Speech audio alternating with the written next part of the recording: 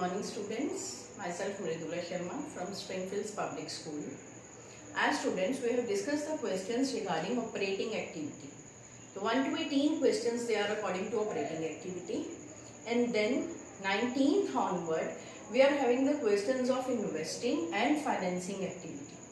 But in those questions, the questions are related to making of accounts. In case of tangible fixed assets, how to make account. So before that, I am leaving those questions. I am coming on full-fledged question number 32. 32 onward, we all are having our questions that are related to our full-fledged cash flow statement, investing and financing activity, how the different activities to be shown. After 2 or 3 questions, we will come to that part, how to make account in investing activity. So let us start with our question number 32. I have taken this question 32. I'll send you this spec also. I hope you are having your books also. So in that question, I'm going to solve all the activities operating, investing and financing. So let us start with our question number 32. Again I am repeating. In this question, we have been given under the shareholder fund, we are having reserve and surplus value is given. और reserve and surplus के आगे देखो 1 लिखा हुआ है note number में. In note number 1 we are having under the notes it is given retained earnings. तो retained earnings का मतलब क्या होता है? Surplus, profit. तो it means sometimes the word surplus is given, sometimes the word profit and loss is given and sometimes retained earnings is given. This is the same thing that will start with our question. तो हमने अपना question start किया. The very first step under the cash flow from operating activity, NP before tax,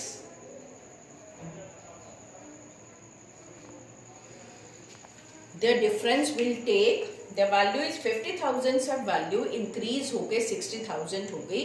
तो it means हमारा profit कितना आ गया? 10,000. Second thing, second step हमारा add non cash items and non-operating expenses. So in this we have been given in this question one additional information also, that interest paid. How much interest paid on mortgage loan? 18,000 is given in the question. That is given at the end after the notes to account. So interest paid, whenever any information is given outside the balance sheet or the information, then it must be shown at 2 places. This is the adjustment that we have to make. अब इस activity को हम 2 जगह पे show करेंगे regarding the interest paid. एक तो हमारा ये नॉन ऑपरेटिंग एक्सपेंस है, तो हमने इसमें लिखा इंटरेस्ट पेड 18,000 इज गिवन. और secondly this interest paid will be shown in financing activity, क्योंकि लोन हमारा मेन सोर्स ऑफ आपका इनकम हो. आपने कहाँ से लोन लिया है तो उसके ऊपर जो आप इंटरेस्ट पे करोगे that will be shown in financing. तो कोई भी जो हमारी एडजस्टमेंट होती है, I am writing here also, it will be shown at 2 places. Operating activity में आया, नॉन कैश आइटम में मैंने इसे ऐड करा, और फाइनेंसिंग एक्टिविटी में बिकॉज इंटरेस्ट पेड आपसे पैसे जाएंगे तो ये हमारा क्या हो जाएगा? माइनस हो जाएगा, because it is an outflow of cash.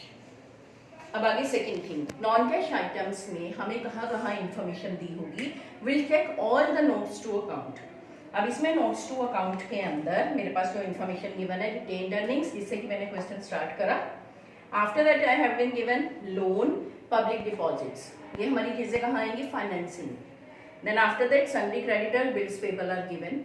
ये हमारी current liability, it will be shown under the after the working capital changes there. And then prepaid insurance is there, ये भी हमारा करंट एसेट है, ये भी हमारा उसमें आएगा. नेक्स्ट थिंग जो आपने चेक करनी है, एसेट्स में इनटेंजिबल एसेट्स को चेक करना है कि whether their value is increasing और decreasing. Here in this question intangible asset is given 60,000 से 15,000 वैल्यू हो गई. तो 15,000 से देयर इज अ डिक्रीज. तो डिक्रीज को हम क्या बोलते हैं? Written off. तो यानी सेकेंड टर्म मेरी यहां पर आई इनटेंजिबल एसेट रिटर्न ऑफ. 60,000 से वैल्यू ये हो गई है 15,000, 45,000 हो गई है वैल्यू. तो इसके अंदर मेरा डिफरेंस इसके अंदर आ गया 15,000। कोई भी नॉन ऑपरेटिंग इनकम मेरे पास गिवन नहीं है, so I am leaving that step. यहां पर ये मेरा आ गया operating profit before working capital changes. 10,000 के अंदर मैंने 18,000 और 15,000 को ऐड कर दिया, ये मेरे पास 43,000 आ गया। अब नेक्स्ट स्टेप के अंदर add decrease in current asset और increase in current liability, then minus increase in current asset and decrease in current liability. The same step I will solve. अब हमने करंट एसेट्स और लाइबिलिटीज को देखना है। तो करंट एसेट्स के अंदर सबसे पहले मेरे को क्या क्या गिवन है। Firstly the inventory is given. Inventory की वैल्यू 2 लाख से 2,80,000 हो गई, तो there is an increase in the inventory. तो जब भी करंट एसेट की वैल्यू बढ़ेगी, इंक्रीज, इसके अंदर आ गया इन्वेंट्री 80,000 ब्रैकेट में। उसके बाद नेक्स्ट टर्म दी है ट्रेड रिसीवेबल्स, 1,23,000 से वैल्यू इसकी 94,000 हो गई, तो करंट एसेट्स की वैल्यू डिक्रीज हुई। तो डिक्रीज इन करंट एसेट हमारा किसके अंदर शो हुआ, ऐड की आइटम्स में। ट्रेड रिसीवेबल्स 1,23,000 से 94,000 हो गई है, 29,000 डिफरेंस आ गया। उसके बाद next term cash and cash equivalent is given. इसकी ट्रीटमेंट हम तीनों एक्टिविटीज के बाद करेंगे। उसके बाद नेक्स्ट स्टेप दिया हुआ है other current assets. Other current assets के आगे नोट नंबर 4 लिखा है, तो जब भी नोट नंबर लिखा है you will check in the notes to account which information is there. Note number 4 में लिखा है प्रीपेड इंश्योरेंस। प्रीपेड इंश्योरेंस हमारा करंट एसेट है और इसकी वैल्यू 10,000 से 15,000 हो गई है, तो 5,000 से इंक्रीज हुआ। तो 5,000 से इंक्रीज मेरे पास प्रीपेड इंश्योरेंस,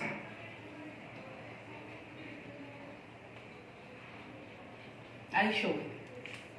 उसके बाद नेक्स्ट मेरे पास करंट लाइबिलिटीज में, करंट लाइबिलिटीज में आपको दिया हुआ है ट्रेड पेबल्स, और ट्रेड पेबल्स के आगे नोट नंबर 3 लिखा हुआ है। नोट नंबर 3 में दो वैल्यूज दी हैं, एक सन्ड्री क्रेडिटर्स की, एक बिल्स पेबल की।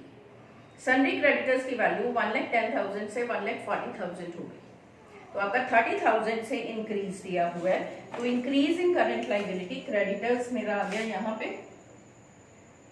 और एक वैल्यू दी हुई है बिल्स पेबल। बिल्स पेबल की वैल्यू 15,000 से 8,000 हो गई, तो देयर इज अ डिक्रीज। तो बिल्स पेबल की वैल्यू मेरा डिक्रीज, इसके अंदर आ गया 7,000।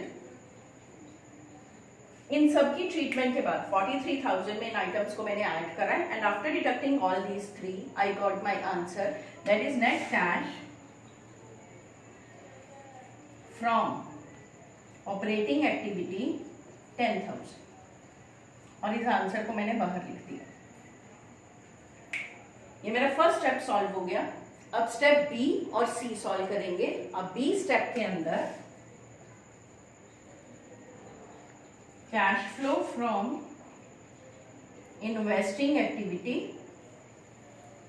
इन्वेस्टिंग एक्टिविटी में मैंने आपको बताया था कि हम सिर्फ अपने फिक्स्ड एसेट्स टैंजेबल लेते हैं। अब इस क्वेश्चन के अंदर आपके फिक्स्ड एसेट्स में देखो, टैंजेबल के अंदर 1,72,000 से वैल्यू इंक्रीज होकर आपकी 2,96,000 हो गई। तो जब भी फिक्स्ड एसेट्स की वैल्यू बढ़ेगी तो उसका मतलब हुआ परचेज ऑफ फिक्स्ड एसेट, और अगर कम हो जाए तो cell.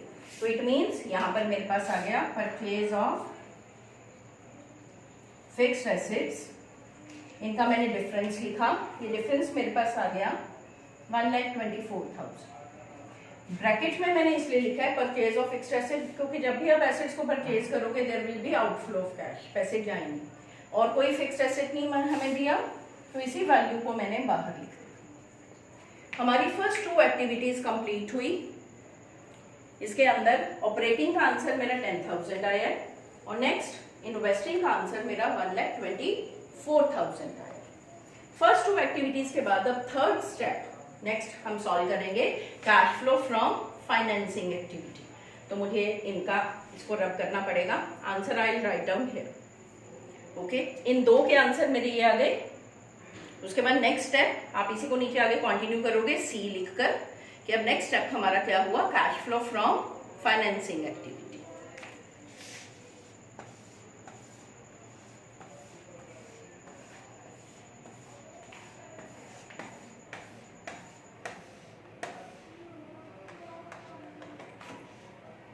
This is your C part. Cash flow from financing activity. Financing activity में मैंने आपको बताया था, हम जब भी फाइनेंसिंग एक्टिविटी बनाते हैं तो हम सिर्फ लाइबिलिटी साइड देखते हैं, किस सोर्स से हमने फाइनेंस करा, मनी आई. अब इसके अंदर हमारा शेयर होल्डर फंड के अंदर गिवन है शेयर कैपिटल.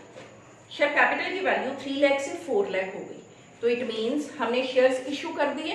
तो it means I write down here issue of shares, ये मेरे पास आ गए 1 लाख. पॉजिटिव फिगर क्योंकि आपके पास पैसे आ रहे हैं जब आपने शेयर्स इशू करे, तो ये हमारा इनफ्लो ऑफ कैश. उसके बाद नेक्स्ट हमें नॉन करंट लाइबिलिटीज में लॉन्ग टर्म बोरिंग्स दिया है. लॉन्ग टर्म बोरिंग्स के आगे नोट नंबर 2 लिखे.